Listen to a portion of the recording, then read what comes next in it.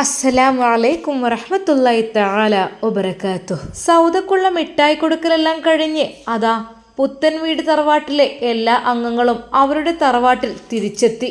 ഷമ്മാസും നുസൈബിയും അവരുടെ റൂമിൽ. ഹിജാബി പെണ്ണെ, എന്താ? അല്ല, ഇന്ന് പോവണോ? സമയം കണ്ടില്ലേ, ദേ ഉച്ചയായി തുടങ്ങി. അത് സാറ് പറഞ്ഞിരുന്നല്ലോ, ഉച്ചയ്ക്ക് ശേഷമുള്ള ക്ലാസ്സെങ്കിലും അറ്റൻഡ് ചെയ്യാൻ വരണമെന്ന്. എന്ത് ചെയ്യാം? അല്ല പെണ്ണെ, നീ എന്താ കിടക്കുന്നത്? നീ ഇങ്ങനെ കിടക്കുന്നത് കാണാറില്ലല്ലോ. എന്തെന്നറിയില്ലേക്കാ, വല്ലാത്തൊരു തലവേദന. തലവേദന എവിടെ? നോക്കട്ടെ. അത് നോക്കിയാൽ കാണൂരല്ലോ. എവിടെയാണ് വേദന ഉള്ളത്? തലയുടെ ഈ ഒരു സൈഡിലായിട്ട് നല്ല വേദനയുണ്ട്. ഓ, അത് സാരല്ല, അതൊക്കെ പൊയ്ക്കോളും. ഹോസ്പിറ്റലിൽ പോകണോ? അല്ല, ഈ ഒരു തലവേദനയ്ക്ക് ഹോസ്പിറ്റലിൽ പോവേ? അത് ജസ്റ്റ് ഒന്ന് കിടന്നാൽ മാറിക്കോളും. അതൊരു പക്ഷേ ഇനിയിപ്പോൾ ഉറക്കം ഒഴിവായിട്ടോ, ഉറക്കം എങ്ങനെ അല്ല, ചിലപ്പോൾ ഞാൻ വീട് മാറിയിട്ടോ അങ്ങനെയൊക്കെ. അങ്ങനെയാണെങ്കിൽ നമ്മൾ മക്കയിൽ പോയതോ, മദീനയിൽ പോയതോ? ഓ, അതൊക്കെ വല്ലാത്തൊരു സംഭവം തന്നെയല്ലേ. മാഷാ അല്ലാ, അതിനൊന്നും യാതൊരു കുഴപ്പമില്ല. പിന്നെ നാട്ടിലെത്തിയപ്പോഴാണോ അതോ വെള്ളം മാറിയിട്ടോ? ഷമ്മാസിൻ്റെ സംശയങ്ങൾ. അവൻ നുസൈബിയുടെ അരികിലേക്കിരുന്നു. അവളുടെ തലപൊക്കി മടിയിലേക്ക് വെച്ച് നെറ്റിയിൽ തടവിക്കൊണ്ട് പറഞ്ഞു, സാരല്ല കേട്ടോ, അതിപ്പോൾ മാറും, ഒന്ന് റിലാക്സ് ആകും. എന്തെങ്കിലും ടെൻഷനുണ്ടോ? എന്തെങ്കിലും ടെൻഷനുണ്ടോ? കോളേജിൽ പോകുന്ന ആലോചിച്ചിട്ട്? ടെൻഷനൊന്നുമില്ല. കാരണം എനിക്ക് ഇത്രയും ദിവസം അവർ ലീവ് തന്നില്ലേ. അതൊക്കെ ശരി തന്നെയാണ്. അപ്പോൾ ഇന്നിനി പോവണ്ടല്ലോ. പോകാനൊക്കെ ആഗ്രഹമുണ്ട്, പക്ഷെ കഴിയുന്നില്ല. എന്തൊക്കെയോ ഒരു അസ്വസ്ഥത. ഒരു നിമിഷം ഷമ്മാസ് വിചാരിച്ചു, റബ്ബേ എന്തായിരിക്കും? അത് യാത്രയുടേതാണോ പെണ്ണെ? അറിയില്ല, എഴുന്നേൽക്കാൻ ഒരു പ്രയാസം തോന്നുകയാണ്. സാരല്ല, അവിടെ കിടന്നു കേട്ടോ, കോളേജിലേക്ക് ഇനി നാളെ പോകാം. ഷമ്മാസ് അവളുടെ നെറ്റിയിൽ പതുക്കെ തടവിക്കൊടുത്തു. സാധാരണയായി അടുക്കളയിലേക്ക് വേഗമെത്താറുള്ള നുസൈബ അന്ന് വരാത്തതിനെ തുടർന്ന് വിചാരിച്ചു, പഠിച്ചോനെ എന്തായാലും പോകാൻ ഒരുങ്ങിക്കോട്ടെ. ഇനിയിപ്പോൾ കാരണം ഇത്രയും ലീവ് തന്നതല്ലേ, വേഗം ഇറങ്ങാൻ പറഞ്ഞിട്ട് ചോറും കരയൊക്കെ ഞാൻ ആക്കിക്കണ്. മോളെ നുസിയേ. ഉമ്മ മാറ്റിയോ മോളെ? നുസൈബ പെട്ടെന്ന് അവിടെ നിന്ന് എഴുന്നേറ്റു. അവൾ ആ ഇട്ട ഡ്രസ്സിൽ അതാ വാതിൽ തുറന്ന് പുറത്തേക്ക്. അല്ല മോളെ, പോണ്ടേ? മാറ്റണ്ടേ? എന്തിത് ഇങ്ങനെ നിന്നത്? ഉമ്മ എനിക്ക് എന്ത് മോളെ, എന്തു പറ്റി? അപ്പോഴൊക്കെ ഷമ്മാസ്, എന്താടാ ഓൾക്ക് എന്താ പറ്റിയത്? നോക്ക്. ഉമ്മ, എനിക്ക് ആകെ തലവേദന, തലക്കറങ്ങി എന്തൊക്കെയാവുന്നുണ്ട്. ഓ പഠിച്ചോനെ റഹ്മാനെ, എന്തൊക്കെയാ നീ കേൾക്കണത്? ഉമ്മാക്ക് സങ്കടവും സന്തോഷവും ഒരുമിച്ച് വന്നു. മോനെ ഷാമോനെ, ഒന്ന് ഡോക്ടറെ അടുത്ത് പോയി കൊണ്ടുപോയി വെക്കടാ. വേണ്ടുമ്മ, അതിൻ്റെ ഒന്നും ആവശ്യമില്ല. അത് ഞാൻ ഒന്ന് ഉറങ്ങിയാൽ ശരിയായിക്കോളൂ. മോളെ, നീ എളാമാൻ്റെ വീട്ടിൽ നിന്ന് ശരിക്കും ഉറങ്ങിയിട്ടില്ലേ? ഉറങ്ങായിട്ടല്ല, എന്താ അറിയില്ല, തലക്കൊരു വേദനയും കാര്യങ്ങളും ഒക്കെ ആയപ്പോഴേ. അത് ശരി മോളെ, പിന്നെ ഞാൻ പറഞ്ഞു തരാം. ഇവിടെ ഇരുന്നാളെ. നുസൈബ ഉമ്മയുടെ മുമ്പിൽ ഒരു കൊച്ചുകുട്ടിയെപ്പോലെ ഇരുന്നു. ഉമ്മ നല്ല രീതിയിൽ കൈകൾ ചൂടാക്കിയിട്ട് നെറ്റിയിൽ അമർത്തി വെച്ചു. മോളെ, ചിലപ്പോൾ നീരിൻ്റെ പ്രശ്നം ഉണ്ടാവുമേ, നീരിറങ്ങിയാലും ഉണ്ടാവും. അങ്ങനെ ചുടുവെള്ളത്തിൽ അല്പം കല്ലുപ്പിട്ട് ആ ശീല ചെറുതായൊന്ന് മുക്കിയിട്ട് ഉമ്മ അവളുടെ നെറ്റിയിൽ പതുക്കെ ഇങ്ങനെ തുടച്ചു കൊടുത്തു. മോളെ, പൊള്ളുന്നില്ലല്ലോ? ഇല്ലുമ്മ. സത്യം പറഞ്ഞാൽ ഒരു കൊച്ചുകുട്ടിയെപ്പോലെ നുസൈബ അവിടെ ഉമ്മയുടെ അടുക്കൽ മുന്നിൽ ഇരിക്കുന്നു. ഉമ്മ വിചാരിച്ചു, പഠിച്ചവനെ എന്നും എൻ്റെ കുട്ടിയാണ് എന്നെ നോക്കല്. ഇപ്പം കണ്ടില്ലേ, ഓൾക്ക് സുഖമില്ലാതെ ഇപ്പോൾ ആരും ഉണ്ടാവില്ലല്ലോ, ഉമ്മാൻ്റെ കുട്ടിയെ ഞാൻ നോക്കും.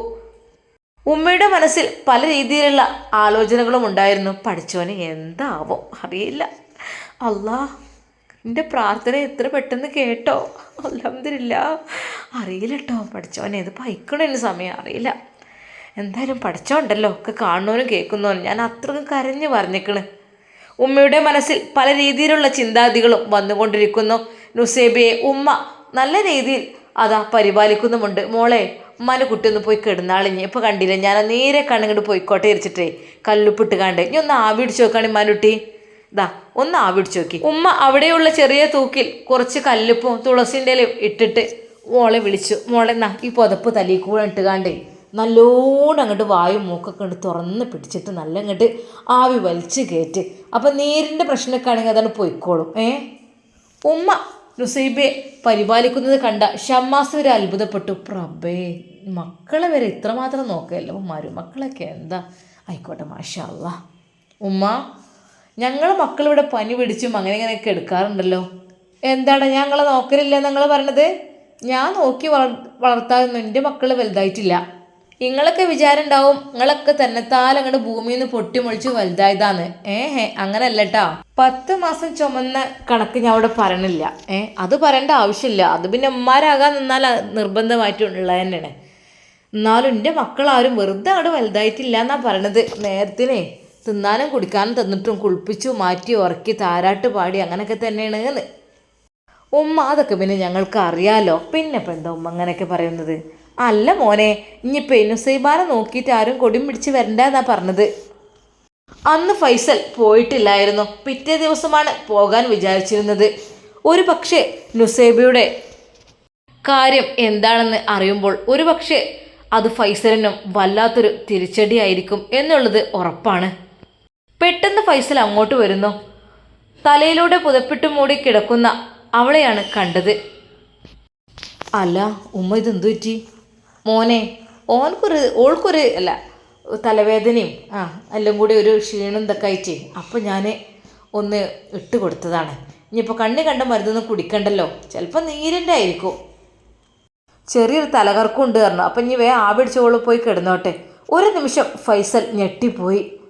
അല്ലാ, എനിക്ക് സാധിക്കാത്തതൊക്കെ എൻ്റെ അനിയൻ. ഫൈസൽ പിന്നെ ആ ഭാഗത്തേക്ക് ശ്രദ്ധിച്ചില്ല. അവൻ പെട്ടെന്ന് ഉമ്മയോട് പറയുന്നു, ഉമ്മ ഞാൻ പോവാനിട്ടൊന്ന്. എന്താ ഫൈസലെ പെട്ടെന്ന് ഇങ്ങനെ ഒരു പോക്ക്? ഒരു മുന്നറിയിപ്പും ഇല്ലാതെ? ഇതെന്താ സംഭവം ഇങ്ങനെ? ഇന്ന് പോകുന്ന നീ പറഞ്ഞിട്ടില്ലല്ലോ. മോനെ, എന്നാൽ ചോറ് കഴിച്ചിട്ട് പോകാം. ഉമ്മ ഞാൻ പോട്ടെ. എന്താ എൻ്റെ പൊന്നാര ഫൈസൽ എൻ്റെ പ്രശ്നം? ഈ പെട്ടെന്നുള്ള എൻ്റെ പോക്കുണ്ടായത്. അല്ലെങ്കിൽ എൻ്റെ കാര്യങ്ങളൊക്കെ പെട്ടെന്ന് കേൾക്കാറ്, ഒരു മുന്നറിയിപ്പും ഇല്ലാതെ. ഉമ്മാൻ്റെ കുട്ടി ഇപ്പോൾ പോകണ്ട, നാളെ പോകാം. ഉമ്മയുടെ ആജ്ഞ. ഫൈസൽ എന്ത് ചെയ്യണം എന്നറിയുന്നില്ല. അവൻ ആ റൂമിലേക്ക് പ്രവേശിച്ചപ്പോൾ അവൻ്റെ മനസ്സിലേക്ക് എന്തൊക്കെയോ ചിന്തകളാണ് കടന്നു വരുന്നത്. ഫൈസലിനെ അത് താങ്ങാൻ കഴിയുന്നതിലും അപ്പുറമായിരുന്നു. എന്നാൽ ഈ സമയം നവാസിൻ്റെ റൂമിൽ അവൻ മക്കളുമായി കളിപ്പിച്ചിരിക്കുകയാണ്. മക്കൾ പറയുന്നു, ഉപ്പച്ചി ഉപ്പച്ചി നമുക്ക് സാജിത്താനെ കൊണ്ടുവരാൻ പോവാ. എന്താ മക്കളെ നിങ്ങളീ പറയുന്നത്? ഉപ്പച്ചി കല്യാണം കഴിക്കുന്നില്ലേ അതിനെ? മോളുടെ ആ ഒരു വാക്ക് കേട്ട് ശരിക്കും നവാസ് ഞെട്ടിപ്പോയി. പഠിച്ചോനെ, എൻ്റെ മക്കളൊക്കെ ഇതെങ്ങനെ? അല്ലാ.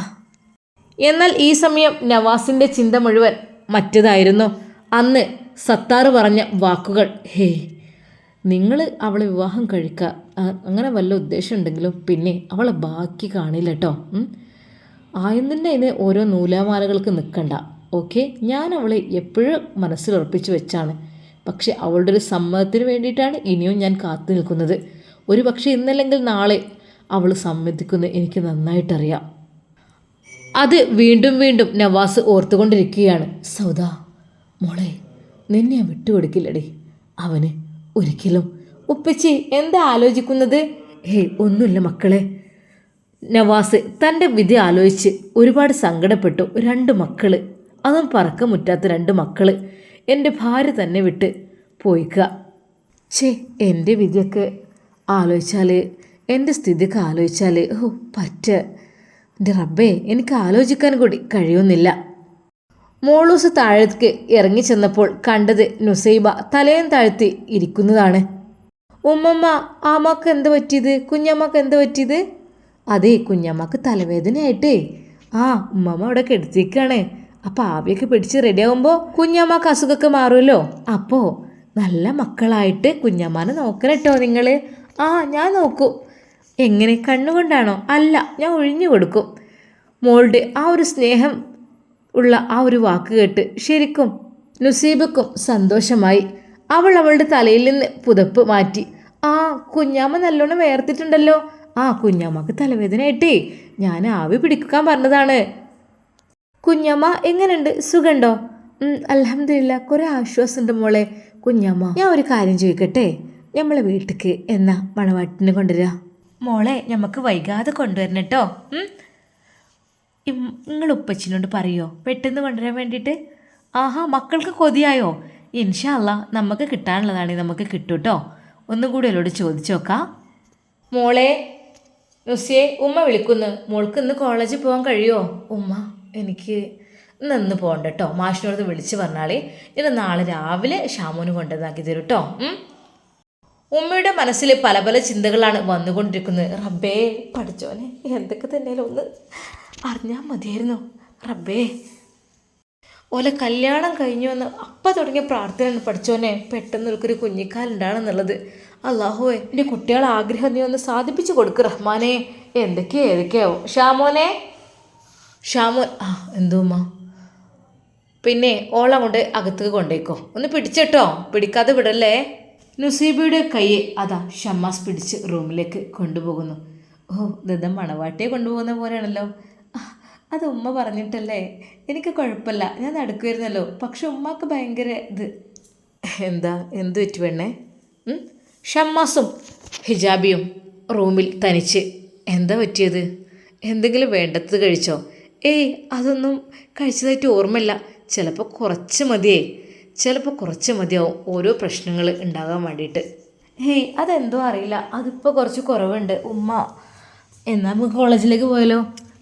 അത് വേണ്ട, കോളേജിലേക്ക് എന്തൊക്കെ തന്നെയാലും നാളെ പോകാം. ഇനിയിപ്പോൾ ഉച്ചക്ക് പോയിട്ട് ഷാമോൻക്ക് അവിടെ വെറുതെ നിൽക്കണ്ടേ? അതിനേക്കാളും നല്ലത് രാവിലെ ഞാനങ്ങ് കൂടെ പോകാം ഷോപ്പിലേക്ക് പോകുമ്പോൾ. നുസൈബയുടെ നിർദ്ദേശപ്രകാരം ഷമ്മാസ് അത് ശരിവെച്ചു. ആയിക്കോട്ടെ, എല്ലാം നിൻ്റെ ഇഷ്ടം പോലെ. ഈ സമയം നവാസിൻ്റെ പെണ്ണിൻ്റെ വീട്ടുകാർ, അതായത് സൗദയുടെ, അവർ എല്ലാവരും ചോക്ലേറ്റ്സും സ്വീറ്റ് ഐറ്റംസൊക്കെ എല്ലാവർക്കും വാരിക്കോരി കൊടുക്കുകയാണ്. എല്ലാവർക്കും സന്തോഷം. എന്നാൽ ആ ദിവസവും അതാ ആ വീട്ടിലേക്ക് ആ സ്ത്രീ വന്നിരുന്നു. വന്നപ്പോൾ തന്നെ അവർക്കും ചോക്ലേറ്റ്സും എല്ലാം അവർ നൽകി. ഇത് സൗദനെ കെട്ടാൻ പോയ ഓല ഉമ്രക്ക് പോയപ്പോൾ കൊണ്ടുവന്നതാണ് ഈ ഈത്തപ്പഴമൊക്കെ. പിന്നെ താത്ത സൗദൻ്റെ മുട്ടായെടുക്കലൊക്കെ കഴിഞ്ഞുട്ടോ. മാഷാ അല്ലാ, നിങ്ങൾ ദുആ ചെയ്യ്. ആയിക്കോട്ടെ, കുട്ടിക്ക് ഹൈറും ബർക്കത്തൊക്കെ ഉണ്ടാകട്ടെ. അല്ലാതെ ഇപ്പോൾ നമ്മളിപ്പോൾ എന്താ കാട്ടണേ? ഇതൊന്നും എനിക്ക് തിന്നാൻ പറ്റില്ല, എനിക്ക് പല്ല് കുറച്ച് കുറവാണ്. ഒന്നുമില്ല, വായിലിട്ട് അരിഞ്ഞു പോണേനല്ലേ. ആയിക്കോട്ടെ, എന്നാൽ ഇജ്ജ് പറഞ്ഞാൽ വെക്കും. ബിസ്മില്ലാഹിർ റഹ്മാൻ റഹീം എന്ന് പറഞ്ഞുകൊണ്ട് അതാ ആ താത്ത അത് എടുത്ത് കൊണ്ടുപോകുന്നു. എന്നാൽ ഞാൻ അങ്ങോട്ട് ഇറങ്ങട്ടെ കേട്ടോ. ഇനിയിപ്പോൾ ഒന്നും അറിയണ്ട, അതെല്ലായിടത്തും പോയി പറഞ്ഞോളും. സൗദൻ്റെ നിക്കാഹ് ഉണ്ട്, മുട്ടായെടുക്കൽ കഴിഞ്ഞു എന്നുള്ളത് എല്ലായിടത്തും പോയി പറഞ്ഞോളും. ഇനി അതന്നെ മതിയല്ലോ. അത് കേട്ടപ്പോൾ സൗദക്ക് പേടിയായി. പടച്ച റബ്ബേ, അല്ലാഹുവേ, ഇതെങ്ങാനും സത്താർ അറിഞ്ഞാൽ എങ്ങനെയെങ്കിലും മുടക്കാൻ നോക്കും. പഠിച്ചോനെ, നീ കാത്തു രക്ഷിക്ക്. സൗദക്ക് ആകെ ഭയമായി. ഉമ്മ എന്തിനാണ് ആ താത്താനോട് അത് പറഞ്ഞത്? മോളെ, അതെന്ന് വെച്ചാൽ ഇന്നാളും വന്ന് ഓരോന്നും ചോദിച്ചു. അതിന് അങ്ങനത്തെ ഒരു ഇതല്ല, അത് ആരെയും കുറ്റം പറഞ്ഞ് നടക്കലും അങ്ങനെയൊന്നും ചെയ്യൊന്നുമില്ല. ഉമ്മ കുറ്റം പറയുന്നൊന്നല്ല. പിന്നെന്താ നമ്മളെ വീട്ടിൽ വന്ന് ഒച്ചപ്പാടുണ്ടാക്കിയില്ലേ ഇന്നാള് സത്താർക്ക? അയാളെങ്ങാനും പിന്നെ എന്നാ പിന്നെ ഓൻ തന്നെ മതിയല്ലോ. ഉമ്മ നമ്മൾ എന്ത് ചെയ്യാ? മോളെ, ഒന്നും ചെയ്യാനില്ല. പെട്ടെന്നതാ തൻ്റെ ഫോൺ ബെല്ലടിക്കുന്നതായിട്ട് അതാ അവൾക്ക് തോന്നി. പുതിയ ഐഫോണാണല്ലോ മോളെ ബെല്ലടിച്ചത്. ഉമ്മ, അതിൽ നമ്പറൊന്നുമില്ല, അതൊരു പക്ഷെ കമ്പനിയിട്ട് ആയിരിക്കും. കുറച്ച് സമയം ബെല്ലടിച്ച് അത് ഓഫായി പോയിരുന്നു.